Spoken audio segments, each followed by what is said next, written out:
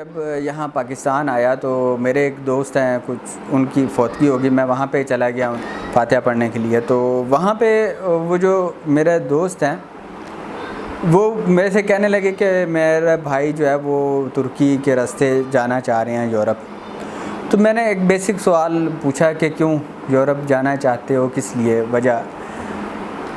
مین ان کا جو ریزن تھا، تھیم تھا، وہ یہی تھے کہ وہ پیسہ کمانے کے لیے، ارننگ کے لیے. ہمارے محلے کے باقی لوگ جو ہیں وہ گئے ہیں اور وہ آج ان کے پاس پیسہ ہے، وہاں پہ وہ لوگ سیٹ ہیں یا اس طرح کی. بہرحال میں نے اپنی ساری کوشش کی کہ ان کو یہ کہوں کہ یہ جو راستہ ہے یہ غلط ہے، نہیں جانا چاہیے. خیر انہوں نے اپنی جو کرنی تھی مرضی کی، چلے گئے. اور ابھی کچھ دن پہلے، کچھ شاید ایک ہفتہ گزرا ہے، پتہ چلا کہ وہ ایک فیملی کے 4 افراد تھے، مطلب 4 کزن تھے. وہ چاروں کے چاروں ترکی سے آگے جاتے ہوئے کسی بوٹ میں ڈوب کے چاروں کی ڈیتھ ہو گئی. اب بہت افسوسناک اور بہت تکلیف دہ بات تھی.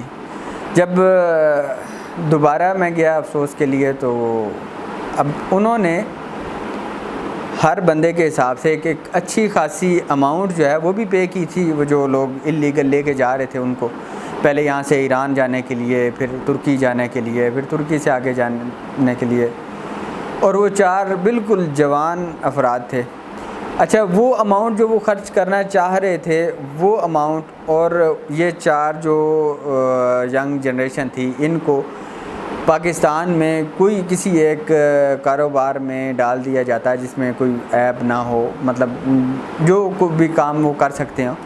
تو میرے خیال میں آج وہ 4 کے 4 اپنے گھروں میں ہوتے اور اپنے گھروں کے ساتھ ساتھ 5 سال 7 سال یا 10 سال میں جو انہوں نے وہاں پہ مزدوری کر کے پیسہ ارن کرنا تھا، یہاں پہ انہوں نے پیسہ بھی ارن کر لینا تھا. لیکن اس کے ساتھ ساتھ ان کی ایک اپنی پہچان بھی ہوتی یہاں پہ کہ فلاں بندے کا یہ بزنس ہے. مثلا فرض کر لیں ان کا الیکٹرک سٹور ہے، یا ان کی ایک کنسٹرکشن پرووائڈ کرنے کی، کنسٹرکشن مٹیریل پرووائڈ کرنے کا ایک سٹور ہے. تو وہ 10 سال ایک بندہ کام کرتا ہے تو یقیناً اس میں سے اس کی آمدن ہے، وہ اس میں سے ارننگ کرتا ہے، کھاتا ہے.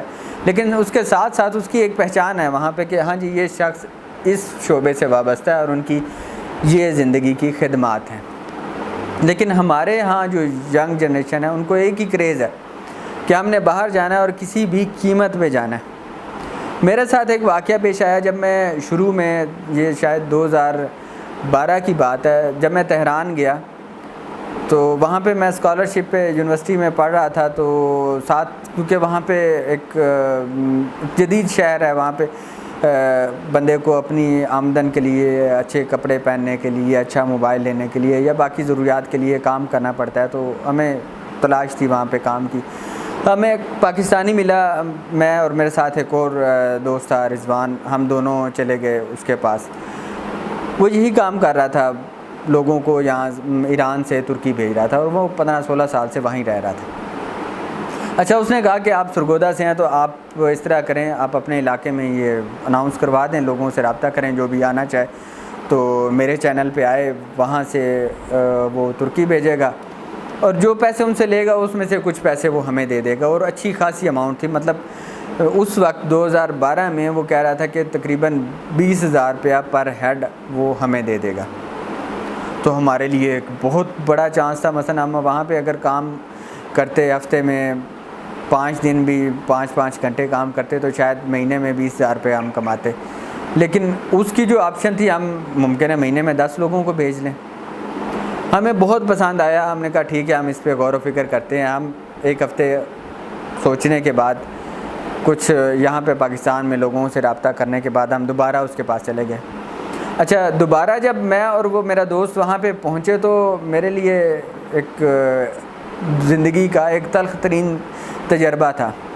وہ بندہ اپنے ایک دوست کے ساتھ اسی طرح ان کی جو ڈرائنگ روم تھا اس میں بیٹھا، بہت خوش، اونچے اونچے کہکے لگا رہا تھا. ہم بھی جا کے سلام دعا ہوئی، بیٹھ گئے اس کے پاس. تھوڑی دیر کے بعد اس کو مسلسل فون آ رہے تھے پاکستان سے اور مختلف جگہوں پہ وہ فون کر رہا تھا. تھوڑی دیر کے بعد ہمیں پتہ چلا کہ ایک 18 سال کا جوان اس کی ڈیتھ ہو گئی ہے، جو آدمی لے کے جا رہا تھا اس نے اسے شوٹ کر دیا اور وہ مر گیا۔ اب یہ بات اس نے اس کے پیرنٹس کو بتا دیا کہ وہ ضائع ہو گیا، مطلب جو ورڈ وہ یوز کر رہا تھا کہ آپ کا بندہ جو ہے وہ ضائع ہو گیا۔ اب اس کے پیرنٹس اس بات پہ انسسٹ کر رہے تھے کہ ہمیں ڈیڈ باڈی چاہیے، اور اس بندہ یہ جو وہاں پہ ڈیل کر رہا تھا اس کی اور ان کے ساتھ ڈیل چل رہی تھی کہ آپ 3 لاکھ روپیہ سم تھنگ دیں۔ اب ہم خاموشی سے اس بندے کی طرف دیکھ رہے تھے کہ وہ بندہ کیا کر رہا ہے۔ تھوڑی دیر کے بعد ان کی کوئی ڈیل ہو گئی اور بہت خوشی سے اس نے بتایا کہ جناب ہاتھی جو ہے وہ زندہ 1000 کا اور مرا 1,00,000 کا۔ ہم نے کہا کیا کہتا ہے جناب؟ اس کی ڈیڈ باڈی واپس پہنچانی ہے اور اس کا کوئی 3 لاکھ روپیہ ہم نے طے کر لیا، 1 لاکھ روپیہ خرچہ ہے، 2 لاکھ روپیہ بچت ہے، ویسے تو ہمیں 20-25 ہزار روپیہ بچنا تھا۔ یہ بات سن کے میرے رونگٹے کھڑے ہو گئے کہ یہ کیسا غیر انسانی کام ہے۔ ایک بندہ، ایک بچہ جس کی 18 سال عمر ہے اور وہ اس کی رسپانسبلٹی پہ جا رہا تھا، اور اس کی مطلب ایک کولڈ بلڈڈ مرڈر کے بعد بھی اس کو اتنا ہی خوشی ہے، اس کو اس کے مطلب چہرے پہ کوئی بھی پریشانی کے آثار، تو کیا خوشی کے آثار تھے۔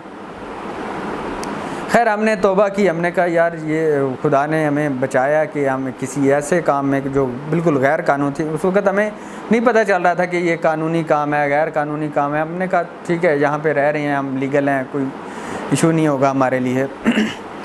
تو اس طرح کی سینکڑوں ہزاروں داستانیں ہیں کہ جو لوگ لے کے جا رہے ہیں ان کو انسانی جانوں سے کوئی لگاؤ نہیں ہے، جو رستے ہیں وہ انتہائی خطرناک ہیں، جو چیزیں استعمال، جو بوٹس استعمال ہوتی ہیں وہ ایکسپائر ہو چکی ہوتی ہیں، اور اس پہ زندگی کی سیفٹی کا کوئی ایک ایسا رستہ کہ جہاں پہ 90% موت ہے، اور موت بھی خودکشی ہے۔